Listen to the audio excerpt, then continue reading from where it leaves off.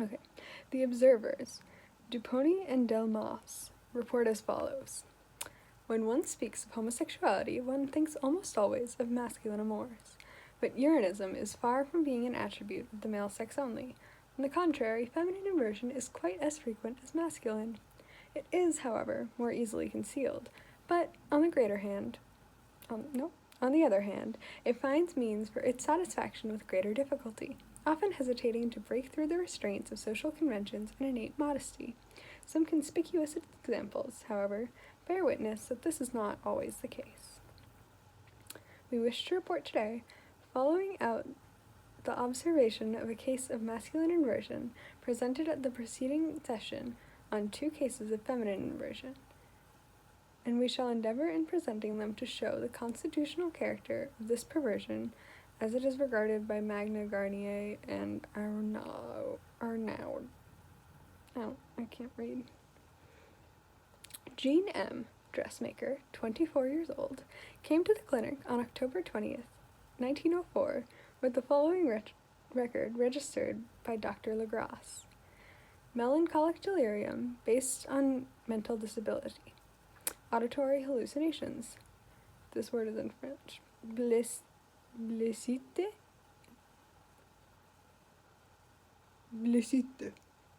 Imaginary fears.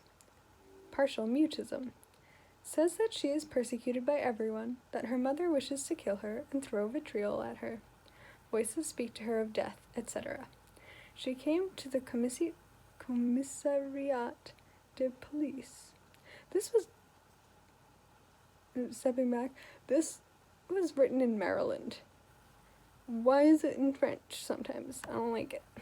Okay. Declaring that there had been stolen from her a savings bank book and making incoherent remarks. Neither her ravings nor her hallucinations interest us. We wish to speak only of her homosexual tendencies.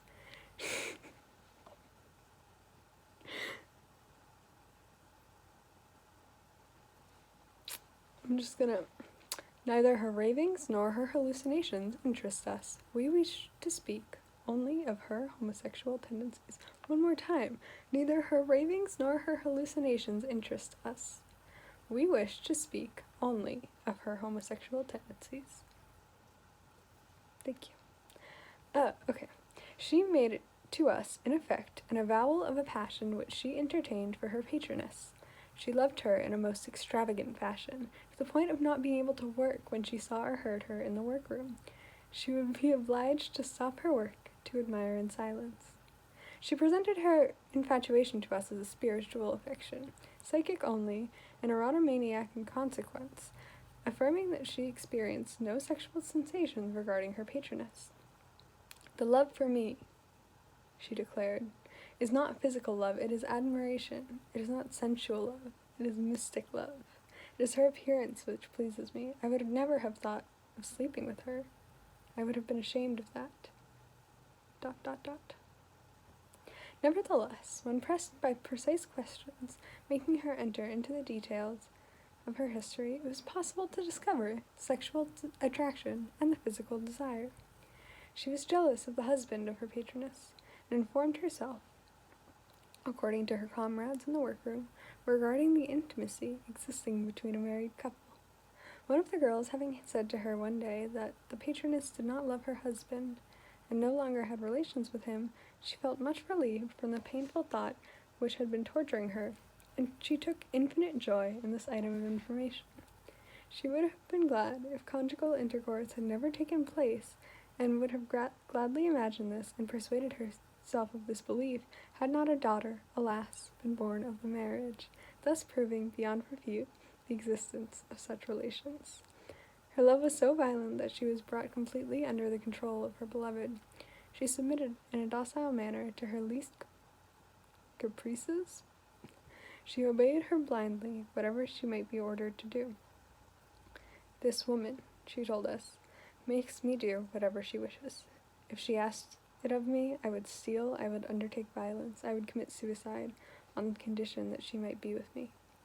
She had not dared to declare these sentiments to her patroness, but the silent sorrow of her love was poured out in stifled cries, in ardent letters laboriously written and never sent.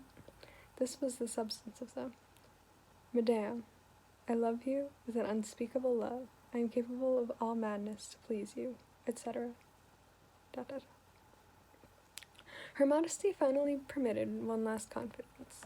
She would have been gladly willing to go with her if she, the patroness, had proposed this to her. Personally, however, she was content to contemplate. In our opinion, Jean M. is a decided invert, a constitutional Uranist, and her inversion is not purely platonic erotomaniac in some way, that is, accompanied by sexual anesthesia, but, on the contrary, frankly sexual, and endowed with a taste for the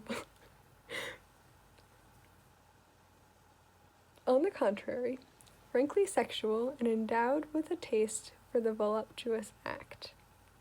Not only does she feel herself attracted towards another woman, from whom she would wittingly accept voluptuous caresses, but she also entertains a vigorous repugnance to heterosexual relations.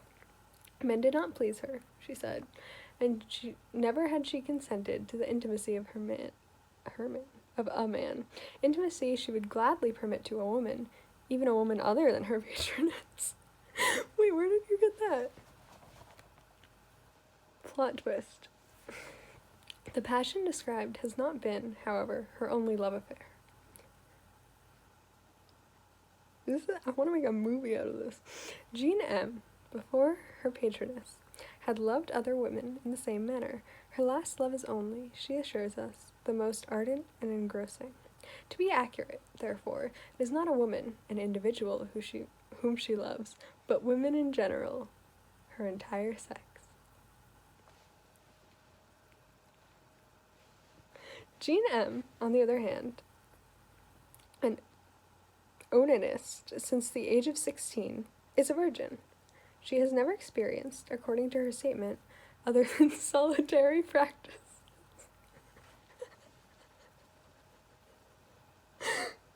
I'm not making this up. This is a real book.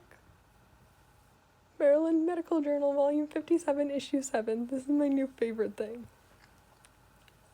Okay. Her original timidity, her inherent modesty, the decrement of which she herself had earnestly desired, had never actually been... Oh, I skipped part. Hold on. She had never experienced, according to her statement, other than solitary practices. She had never submitted to relations with others. Her original timidity, her inherent modesty, the decrement of which she herself had earnestly desired, had never been actually broken down, and it is this which explains the restraint of her senses, the apparent absence of physical desire, and the concept of an ideal love, mystic and exclusively theoretical. Had one experience thrown her into the arms of a lesbian, it is certain she would have enjoyed the voluptuousness of their embraces, the attraction of servitude to her patroness, the desire of obeying her meekly, the need of feeling dominated by her. All of these appear to us as sexual characteristics of her love. The authors comment that the subject of this case was evidently a simple invert. That just changed my life.